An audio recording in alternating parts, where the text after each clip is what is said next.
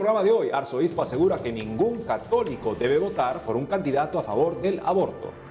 Organización abortista señala que 4 años más de gobierno republicano podrían ser el fin del aborto en Estados Unidos. Además, ante aumento de católicos, abren nuevo seminario en diócesis de Estados Unidos. Hola amigos, qué gusto que estén con nosotros. Soy Silvia Ordóñez. Yo soy Eddie Rodríguez Morel, gracias por estar con nosotros. Empezamos el programa contándoles que el arzobispo de Miami en Estados Unidos aseguró que ningún católico debe votar por un candidato a favor del aborto. Veamos. El arzobispo de Miami en Estados Unidos, Monseñor Thomas Wensky, aseguró que ningún católico debería votar por un candidato a favor del aborto en las próximas elecciones presidenciales y para la Cámara de Representantes en el país el próximo 3 de noviembre. Así lo indicó el prelado en su artículo Política, Votación y Enseñanza Católica, que se publicó hace poco en el diario La Voz Católica. En el texto, Monseñor Wensky explicó que para los católicos, la defensa de la vida y la dignidad humana no es una causa estrecha, sino una forma de vida, ya que, como dice el Papa Francisco, la vida humana es sagrada e inviolable.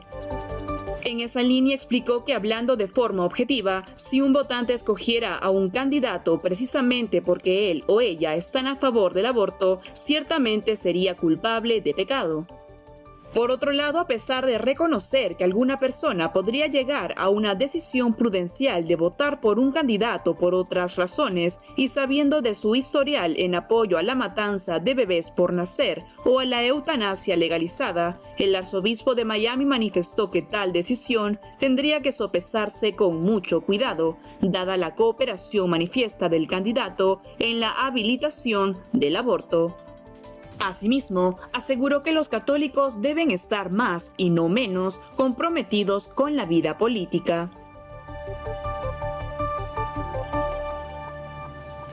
Y la organización pro aborto, NARAL Pro Choice America, afirmó que 4 años más de gobierno republicano podrían ser el fin del aborto en Estados Unidos. NARAL Pro Choice America, uno de los principales representantes del lobby del aborto en Estados Unidos, aseguró en su cuenta oficial de Twitter que 4 años más de un gobierno republicano de Donald Trump podría significar el fin del aborto en el país. La organización realizó esta publicación al comentar un artículo del sitio web de la revista Mother Jones, el cual informa que Trump ha presentado una lista de candidatos para ocupar puestos de jueces en la Corte Suprema de Justicia y así apuntalar o recuperar el voto cristiano. En esa línea, NARAL Pro Choice aseguró que no pueden permitir que eso suceda. Como se recuerda, en julio de 2020, dicha institución decidió respaldar oficialmente la candidatura presidencial de Joe Biden del Partido Demócrata, quien con su administración podría proteger y expandir el acceso a la atención del aborto y el control de la natalidad, así como detener la agenda política a favor de la vida del actual mandatario estadounidense, Donald Trump. Por su parte, la candidata a la vicepresidencia, Kamala Harris, cuando estuvo en el Senado de los Estados Unidos y hasta hoy, mantuvo también una aprobación del 100% de la institución, ya que según se lee en el sitio web de NARAL, califican altamente a candidatos que hacen de la atención médica de la mujer una prioridad, incluido el acceso al aborto.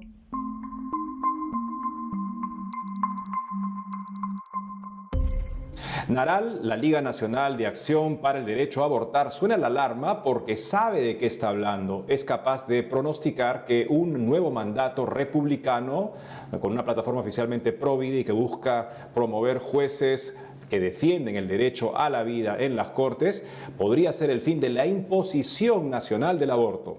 Recordemos que anteriormente al fallo de Roe contra Wade, el aborto se decidía estado por estado. El fallo Roe contra Wade de la Corte Suprema impuso el aborto a todos los estados independientemente de las leyes que tuvieran.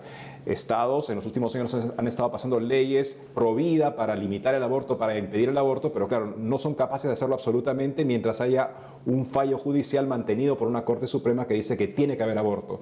Con una renovación de la Corte Suprema, como se pronostica justamente en estos tiempos, bueno, esa era de imponer el aborto a todo el país habría quedado en la historia.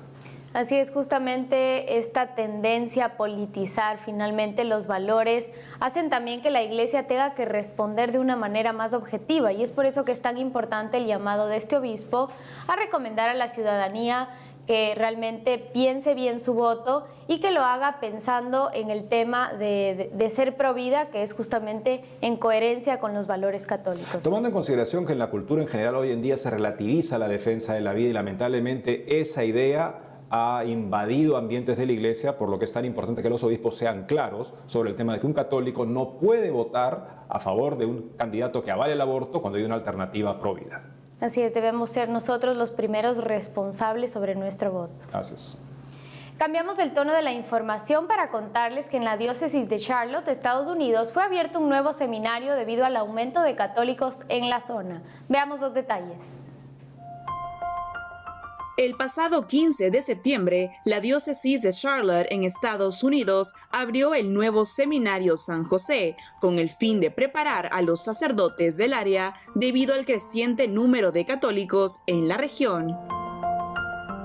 En esa línea, la inauguración empezó con los seminaristas cantando el Salve Pater, un himno latino que reconoce el cuidado amoroso de la Sagrada Familia. Luego, el obispo de Charlotte, Monseñor Peter Joseph Hughes, bendijo el nuevo edificio y expresó su gratitud a los 92 sacerdotes que actualmente sirven en la diócesis.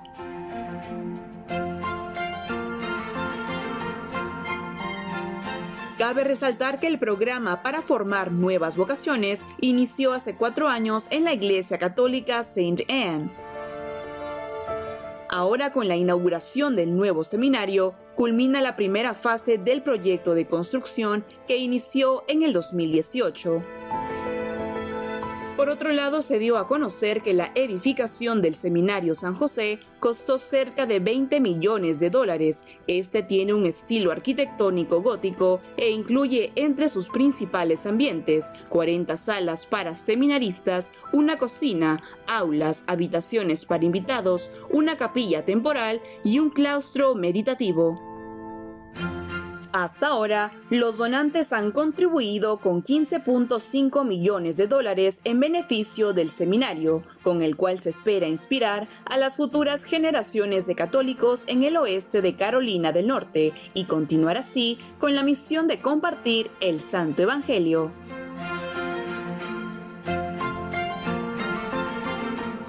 Ahora nos vamos de inmediato a México, donde se encuentra nuestro corresponsal Diego López Colín, que nos trae información sobre el Papa Francisco, quien extendió el año jubilar por el 125 aniversario de la coronación de la imagen original de Nuestra Señora de Guadalupe. Adelante, Diego. Hola amigos, los saludo desde la Ciudad de México para contarles que el Papa Francisco decidió extender hasta el 12 de octubre del 2021 el año jubilar por el 125 aniversario de la coronación de la imagen de Nuestra Señora de Guadalupe, la cual concede indulgencia plenaria.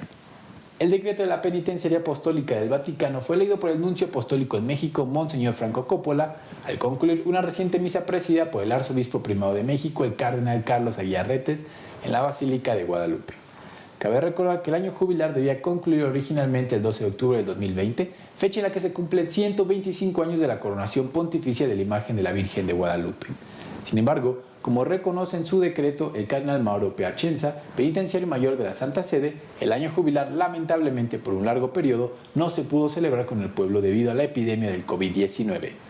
En este sentido, Monseñor Piacenza señaló que ciertamente de esta generosa prórroga por parte de la Iglesia a los fieles sacaron los buenos propósitos y el vigor espiritual propios de una vida que busca reflejar la ley, el Evangelio, en la comunión jerárquica y la devoción filial al Sumo Pontífice, fundamento visible de la Iglesia Católica y al propio obispo. Y en otra noticia les comento que el gobierno mexicano decidió premiar un arzobispo con el máximo galardón que se le otorga a la comunidad mexicana en el extranjero. El arzobispo yucateco Monseñor José Carlos Patrón Wong, quien ahora funge como secretario para los seminarios en la Congregación para el Clero del Vaticano, recibió el reconocimiento OTLI, el cual se otorga a los mexicanos que han dedicado la mayor parte de su vida y actividad profesional a abrir brecha en el extranjero. En su mensaje de agradecimiento desde el Vaticano, Monseñor Patrón Wong hizo un llamado a sus connacionales y al gobierno para construir juntos una nación unida y en paz. Asimismo, rechazó categóricamente los datos imaginarios y las mentiras sistemáticas que tanto polarizan al país y urgió a los gobernantes y ciudadanos a enfocarse en el dolor y el sufrimiento de tantos hermanos que son víctimas de la corrupción, de la pobreza y la violencia. Según se dio a conocer, Monseñor Patrón Wong recibió la ordenación episcopal en 2009 como obispo coadjutor de Papantla. 3 años más tarde, fue designado como obispo titular. Desde 2013, su Santidad Francisco lo nombró secretario de la Congregación para el Clero para los seminarios en la Ciudad del Vaticano. Y para finalizar, les quiero contar sobre la situación de los abortos caseros en México, ya que a pesar de su peligrosidad, sigue en aumento su práctica y su normalización. Hace unos días se viralizó en redes sociales los testimonios de mujeres que integran redes feministas en el estado de Sinaloa, quienes desde hace 2 años han ayudado a más de un centenar de embarazadas a abortar de manera casera, principalmente con el uso del misoprostol. En virtud de las publicaciones ocurridas en los últimos días acerca de estos grupos que fomentan el uso de medicamentos para la realización y acompañamiento de pacientes que desean un aborto, el Colegio Sinaloense de Ginecología y Obstetricia emitió un comunicado advirtiendo a la comunidad que la respuesta al efecto del misoprostol es impredecible para cada mujer, por lo que exhorta a la ciudadanía a que evite el uso de este medicamento sin una prescripción médica, ya que su utilización indiscriminada puede llevar a la hemorragias severas, complicaciones por procedimiento de urgencia e incluso la muerte. Además, se le pidió a las autoridades sanitarias que reglamenten la venta de este medicamento estrictamente por receta médica. Cabe destacar que estas jóvenes feministas no mayores a los 25 años de edad señalaron que aprendieron este método en el Manual de Práctica Clínica para un Aborto Seguro de la Organización Mundial de la Salud. Amigos, esta es toda la información que tengo desde Ciudad de México. Les mando a todos un fuerte abrazo hasta el estudio. Reportó para WTN Noticias, Diego López. Gracias, Diego. Es una conspiración contra la vida lo que vemos por parte del establishment, las organizaciones internacionales, por ejemplo, la Organización Mundial de la Salud, que tiene en línea un manual para legalizar y practicar abortos en todo el mundo. O sea, la OMS presiona para que el aborto sea un servicio más de salud y lamentablemente las redes sociales permiten que este tipo de información circule sin tomar las medidas que suelen tomar, por ejemplo, cuando alguien defiende la vida de una manera bastante clara y frontal, a veces desaparece su cuenta o hay un problema supuestamente con las normativas comunitarias, pero para promover el aborto, ahí sí que no hay problema. Amigos, por sus obras los conocerán. Las obras de la OMS lamentablemente y las redes sociales indican que son lamentablemente una confabulación contra la vida humana. Por otro lado, el Papa Francisco, al recibir a un grupo de jóvenes con autismo, aconsejó cómo rezar de forma sencilla. Veamos. Hace unos días, el Papa Francisco recibió en el Vaticano a pacientes del Centro de Autismo Sunshine, a quienes le sugirió cómo rezar de una forma sencilla. En ese contexto, el Santo Padre destacó que cada uno de nosotros es hermoso ante los ojos de Dios y es por esta razón que experimentamos la necesidad de darle las gracias por el don de la vida, la familia y por todas las criaturas.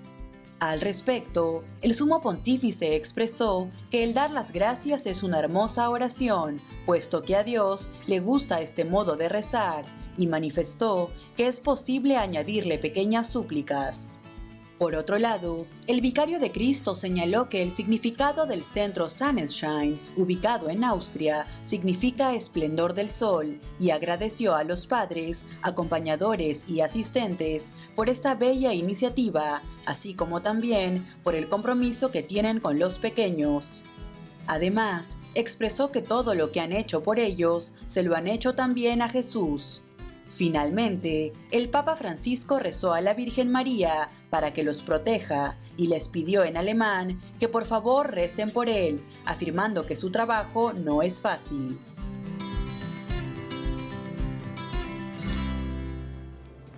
Amigos, tenemos que hacer una pausa, pero al volver, secretario del Estado Vaticano pide a la ONU volver a los ideales fundacionales. Además, obispos claman poner fin a maquinaria de la muerte en Colombia. Ya regresamos con más información en EWTN Noticias.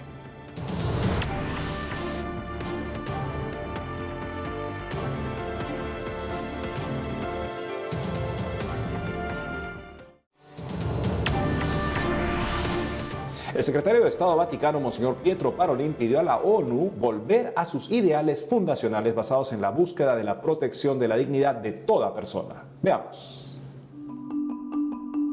El secretario de Estado Vaticano, Cardenal Pietro Parolin, pidió el pasado 21 de septiembre a las Naciones Unidas regresar a sus ideales fundacionales para proteger el bien común y el derecho a la vida.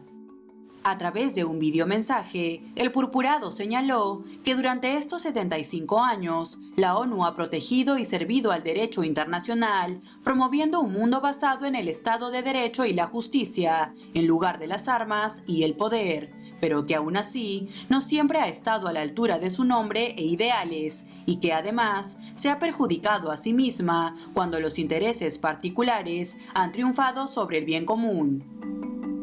En esa línea, el cardenal Parolin subrayó que los derechos humanos universales que este organismo se ha esforzado por defender incluyen el derecho a la vida y la libertad de religión, y añadió que estos son esenciales para la muy necesaria promoción de un mundo en el que la dignidad de toda persona humana esté protegida y mejorada. Al respecto, el purpurado añadió que los países han mirado a la ONU con la expectativa de que la organización no solo afirme los ideales sobre los que se fundó, sino que trabaje con una determinación cada vez mayor para hacerlos realidad en la vida de cada mujer y hombre. Esta declaración se une a la del observador permanente de la Santa Sede ante las Naciones Unidas, Monseñor Gabriel Cacha, quien expresó su profunda preocupación y el rechazo de la Santa Sede en referencia a los derechos reproductivos, que incluyó la Asamblea General del organismo, los cuales consideran el aborto como una dimensión de salud reproductiva.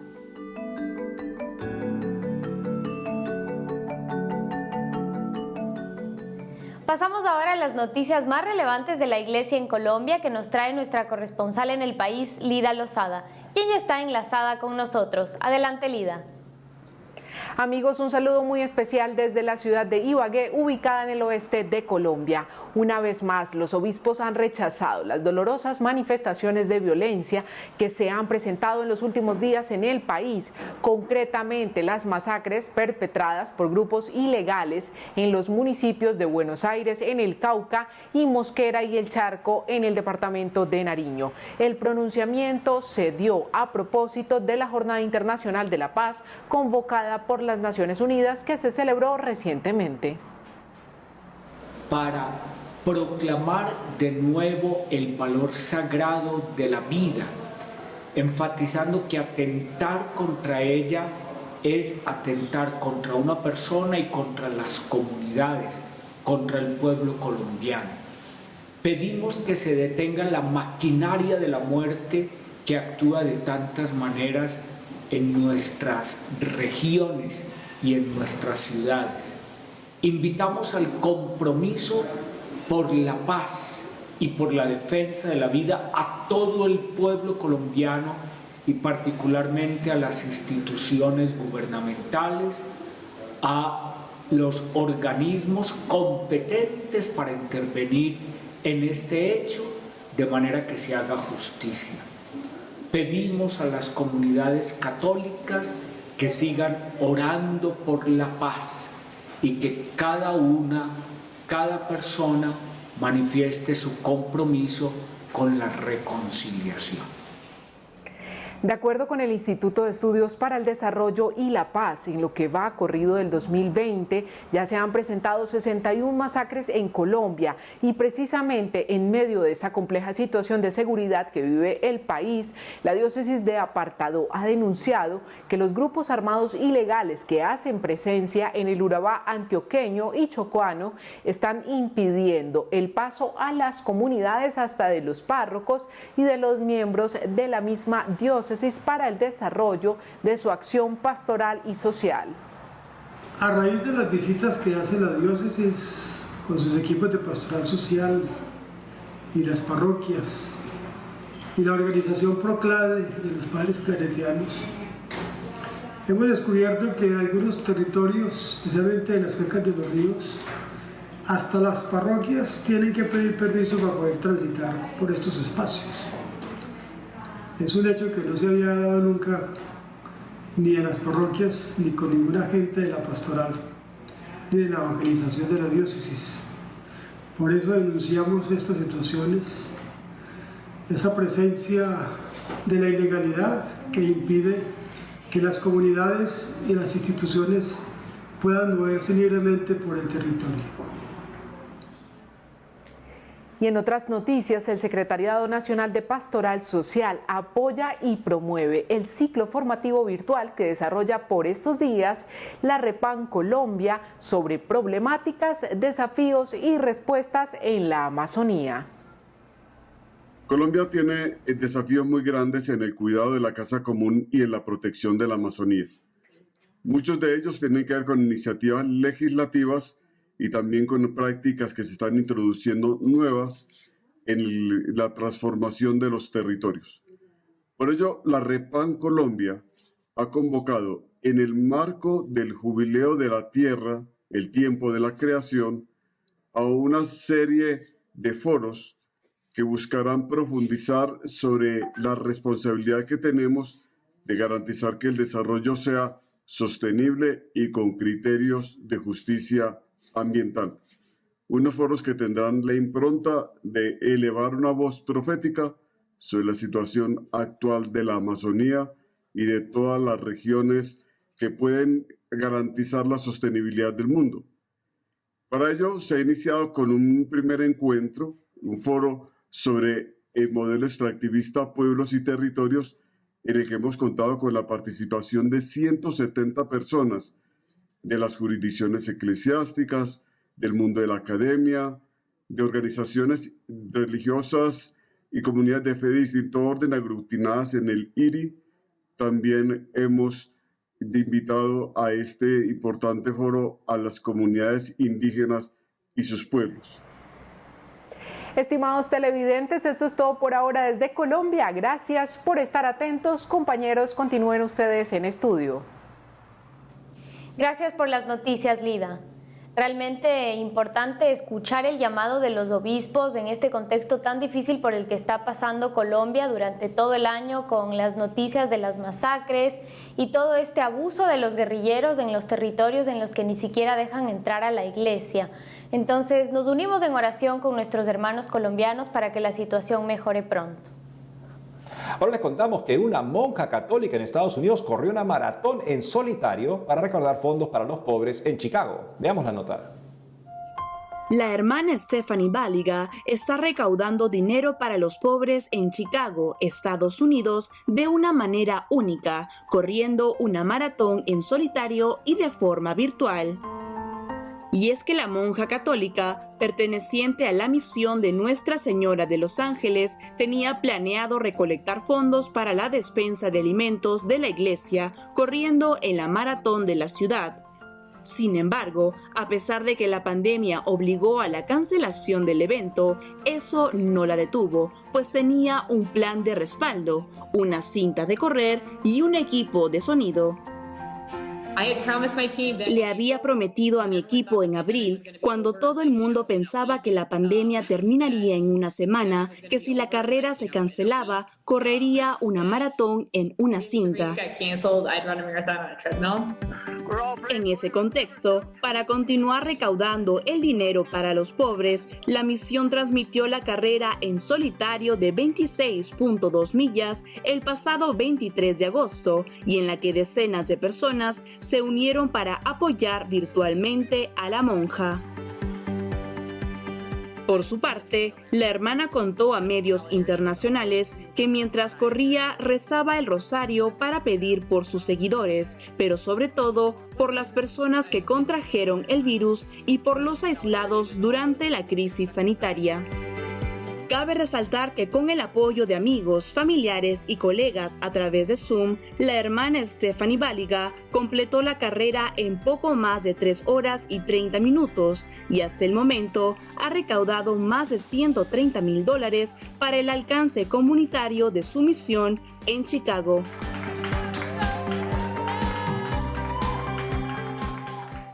Y en una ciudad de Siria donde todavía se habla arameo, el idioma de Cristo, fue colocada una imagen del santo maronita San Charbel. Veamos. Una estatua del santo maronita de Líbano, San Charbel Makhlouf, fue colocada hace poco en la montaña de la ciudad de Malula, en Siria, una de las más golpeadas por ISIS. La imagen fue llevada a la montaña en un pequeño recorrido por los barrios del lugar, donde se vivieron episodios difíciles de violencia durante los ataques del grupo terrorista del Estado Islámico en 2013. En esa línea, la organización maronita en español, maronitas.org, indicó a Así Prensa que en el recorrido los cristianos de la ciudad cantaban y gritaban alabanzas a Dios, pidiendo a San Charbel su intercesión para superar todo el sufrimiento atravesado. Asimismo, agregó que Malula es uno de los símbolos más profundos de la existencia cristiana en el Medio Oriente, al ser uno de los últimos lugares donde todavía se habla arameo, el idioma de Cristo. Por otro lado, según declararon algunas personas presentes en la colocación de la imagen, esta estatua representa un símbolo de la fe inquebrantable a Cristo en Malula y que permite que todos los cristianos, sean católicos u ortodoxos, puedan unirse y sentirse honrados.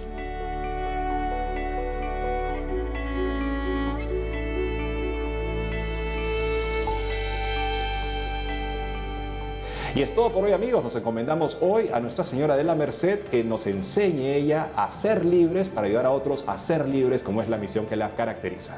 Así es, Eddie, nos encomendamos todos y no se olviden de seguirnos en nuestras redes sociales y en wtnnoticias.com. Hasta mañana.